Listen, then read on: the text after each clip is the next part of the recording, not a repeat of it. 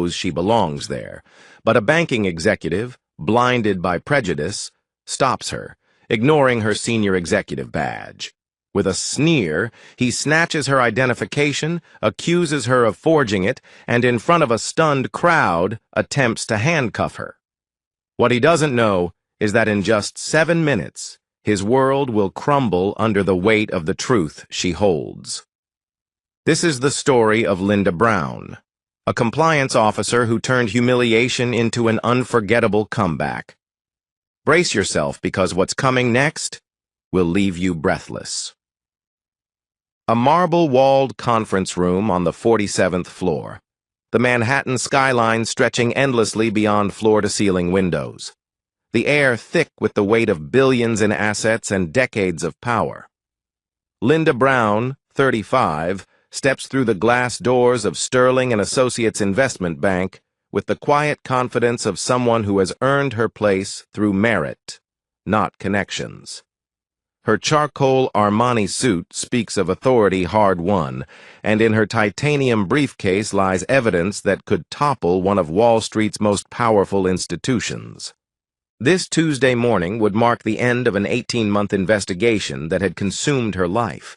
Encrypted drives containing proof of systematic money laundering, fraudulent securities, predatory lending schemes, and the silencing of those who dared to speak out. Marcus Thompson's accidental death had been the final piece of the puzzle. Linda had grown up in the housing projects of Southside Chicago, where silent strength was learned on cracked linoleum floors and windswept corners, not in classrooms. Her mother worked double shifts at a hospital, and her father disappeared before she turned 12. Linda learned to walk with her head held high, even when suspicious glances followed her. By 15, she had memorized the rules. Don't make noise. Stay alert. Always keep your credentials visible. This resilience carried her to Wall Street, not through connections, but through an iron will that made her stand out in a world that constantly underestimated her. At 8:47 a.m., Linda approached the executive elevator bank, her senior executive access badge clearly visible on her lapel. The brass elevator doors reflected her determined face as she pressed the button for the 50th floor executive level. "Excuse me." The commanding voice stopped her cold. Richard Rick Blackwood, head of client services, emerged from behind the reception desk like a predator who'd spotted easy prey. At 52, he embodied 3 generations of Wall Street aristocracy, Princeton-educated, yacht club member, the kind of man who'd never doubted he belonged in every room he entered. "This elevator is restricted to senior partners and high-net-worth clients only," he said, his tone carrying the casual dismissal of someone accustomed to being obeyed without question. Linda held up her badge. "I'm Linda Brown, Senior Risk Compliance Officer. I'm testifying at the FINRA hearing on 50. Blackwood's eyes narrowed as he examined her badge with theatrical suspicion. "This doesn't look right. How exactly did someone like you obtain executive-level access? Are you here to service one of the conference rooms?" "Before we continue, I need to ask you something. We're on a mission to reach 10,000 subscribers who believe that stories like this matter, stories that expose injustice and celebrate courage. If you believe everyone deserves to be treated with dignity and respect, please hit that subscribe button and share this video with someone who needs to hear it. Every subscription and share gets us closer to 10,000 and helps us build a community that stands against discrimination. Now, let's see what happens next." The marble lobby seemed to amplify his words. Other employees slowed their pace, drawn by the unfolding drama. Clients in handmade suits paused their conversations to watch. "Sir, my credentials are valid. You can verify them through the system." "I don't think so." Blackwood's voice carried the authority of someone who'd never been questioned. "Security." 2 guards materialized as if summoned by invisible signals. Linda felt her briefcase being pulled from her grasp, her badge torn from her suit. "We have an unauthorized individual attempting to access confidential areas," Blackwood announced to the growing crowd. "Probably industrial espionage." The cold metal of handcuffs clicked around Linda's wrists as cameras flashed. Financial reporters, already present for the morning's hearing, began filming as she was escorted through the lobby that had witnessed a century of power plays, but never quite like this. "Please," Linda said, her voice steady despite the humiliation burning in her chest. "Check your records. Call FINRA. I'm the key witness they're waiting for." But Blackwood had already turned away, straightening his Hermes tie with the satisfaction of a problem solved. Linda sat in a security holding room, the red marks of the cuffs still visible on her wrists. A young guard offered her water, murmuring an apology. She didn't respond. She didn't need compassion. She needed clarity. What had just happened wasn't a misunderstanding. It was a revelation of how little the system had changed. Even with a badge, a title, and truth in her hands, she was still reduced to a stereotype in seconds. Outside, the lobby buzzed. Reporters captured snippets of the incident on video. Photos circulated online. The FINRA panel paused the session, but everyone knew why. The woman who was supposed to testify had been humiliated in front of the very man she came to expose. Conference room 5012 buzzed with nervous energy. FINRA officials checked their watches, federal prosecutors whispered urgently, and Sterling executives fidgeted with their Mont Blanc pens. The mahogany table that had hosted billion-dollar deals now served as a tribunal. "Your Honor," the FINRA panel chair announced, "we're still waiting for our key witness, Ms. Linda Brown." "I apologize for the delay." Linda's voice cut through the murmur as she entered, still wearing the same suit but now carrying herself like someone with nothing left to lose. "I was detained by bank security who refused to believe I belonged in the executive offices."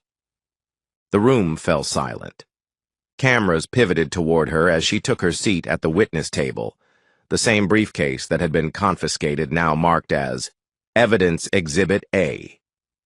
"For the past 18 months, I have conducted an internal investigation into systematic violations of federal banking laws, anti-money laundering statutes, and securities regulations at Sterling and Associates," Linda began, her voice growing stronger with each word.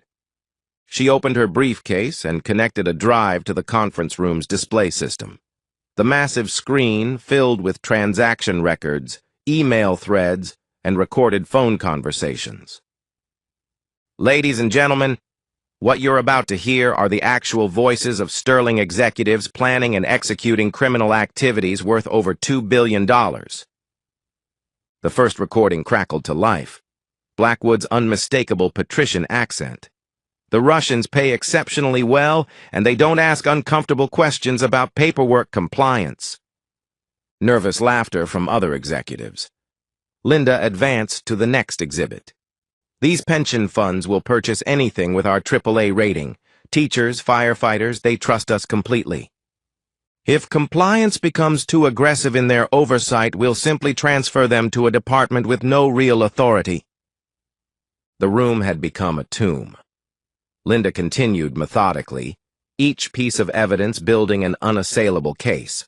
Wire transfers from sanctioned oligarchs, fraudulent ratings on toxic securities, systematic targeting of minority communities for predatory loans, and hush money payments designed to silence whistleblowers. "Finally," Linda said, her voice dropping to barely above a whisper, "we have communications proving that Marcus Thompson, a junior analyst who attempted to report these activities to regulators, was murdered to prevent his testimony." The FINRA panel chair leaned forward, his voice cutting through the stunned silence. "Ms. Brown, can you identify the bank official who detained you this morning and prevented your timely testimony?" Linda's eyes found Blackwood across the room. He was loosening his Hermes tie, beads of sweat visible on his forehead, despite the climate-controlled environment. Richard Blackwood, Head of Client Services, Linda said clearly. He also appears as the primary coordinator in 47 of the recorded conversations we've just heard, personally managing relationships with the shell companies used in our money laundering operations. This is preposterous! Blackwood shot to his feet, his carefully cultivated composure finally cracking. This woman is clearly a disgruntled employee fabricating evidence to advance her career. Linda reached for another device. Would you like me to play the recording from last month's executive committee meeting where you stated, and I quote, "I don't care what compliance thinks. We run this bank, not some diversity hire from the projects who doesn't understand how real business gets done." The audio filled the silent room. Blackwood's voice, unmistakably arrogant, followed by the cruel laughter of his colleagues. The federal prosecutors exchanged meaningful glances, while cameras captured every second. "That recording was taken illegally," Blackwood stammered. "Actually," Linda replied with deadly calm, "it was recorded during an official compliance review meeting, which I am legally authorized to document under federal banking regulations. You forgot to turn off the conference room recording system." The FINRA panel chair stood, his voice carrying the weight of institutional authority. "Mr. Blackwood, you are being placed under arrest for conspiracy to commit money laundering, securities fraud, obstruction of justice, and conspiracy in the murder of Marcus Thompson. Federal agents have been waiting outside this room." As FBI agents entered and the handcuffs clicked around Blackwood's wrists, Linda approached close enough to be heard. "You assumed I was just the help," she said quietly, her voice carrying 15 years of fought battles and sleepless nights. "It turns out I'm the one who's going to help destroy everything you built on other people's misery." 6 months later, the ripple effects continued to reshape Wall Street. Blackwood had been convicted on all federal charges, sentenced to 28 years without parole. Sterling and Associates lost its banking license, paying $3.2 billion in fines. The CEO and 7 VPs were arrested in coordinated FBI raids. The bank's stock became worthless, and pension funds recovered through federal seizure of assets. Over 1,200 clients lost nearly $600 million in frozen criminal assets. Linda testified before the Senate Banking Committee on whistleblower protections, leading to new federal regulations mandating independent compliance authority.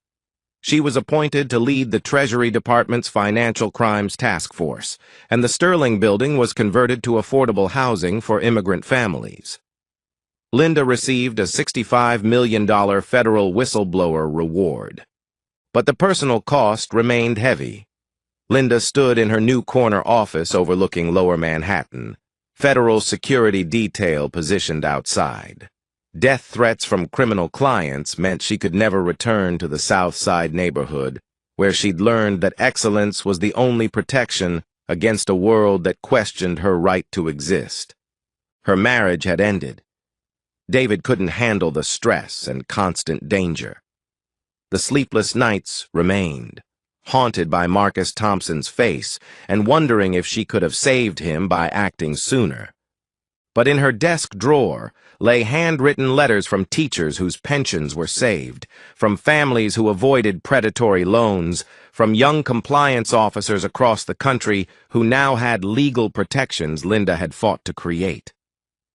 The little girl who'd studied by candlelight in Chicago housing projects had grown up to take down one of the most powerful financial institutions in America. Not through connections or privilege, but through the radical act of refusing to let injustice hide behind marble walls and mahogany tables. Justice, Linda had learned, didn't come with applause or trophies.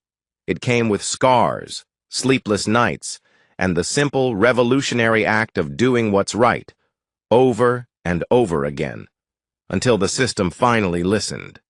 The view from her new office stretched across all 5 boroughs, including the neighborhoods where families still dreamed of their own American possibilities. Linda touched the photo on her desk. Her mother at her college graduation, tears streaming down her face with a pride they'd never quite been able to afford before. One voice had changed everything. The question now was who would find the courage to speak next. This isn't just Linda's story. It's a reminder that courage can come from anywhere, even from those the system tries to silence. If this story moved you, hit that like button and share it with someone who needs to hear that their voice matters.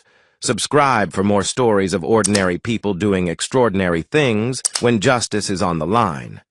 Because somewhere out there, another Linda is gathering the courage to speak truth to power.